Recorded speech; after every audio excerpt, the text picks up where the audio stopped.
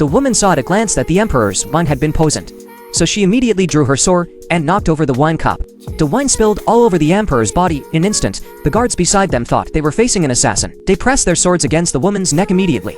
The woman explained that she did this to save the emperor's life, but the emperor thought it was just an excuse for her failed assassination. To prove she was not lying, the woman decided to test the poison with her own body.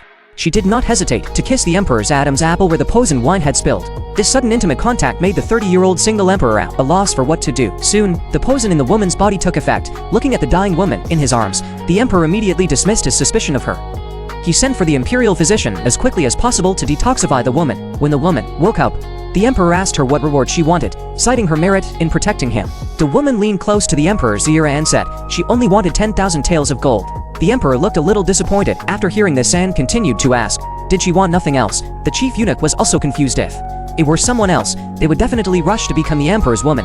The woman said, I know all women in the world want to enter the palace and serve your majesty, but I grew up in the mountains and fields. I dislike the constraints of palace rules. I only want a sum of money to travel and enjoy the scenery. After saying these words, the woman put on her veil again and turned around to leave neatly, because she knew well that emperors had always been cold-hearted. If she wanted the emperor to value her, she could not let him get her easily. Unexpectedly, just a few steps after the woman walked out of the bedroom, she bumped into the crown prince and the crown princess head-on. The crown princess insisted on seeing the woman's real face, but when the veil was removed, both the crown prince and the crown princess were shocked. It turned out that the woman was the real crown princess. Not long ago, with the woman's step-by-step support, the man finally ascended to the position of crown prince as he wished, but on the day of his enfeoffment, he actually stabbed a dagger into the woman's body with his own hand.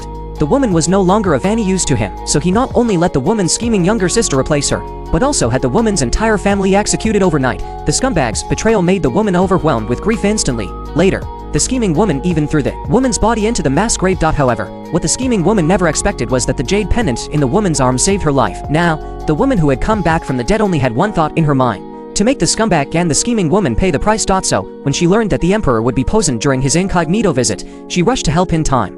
This was how the scene at the beginning happened.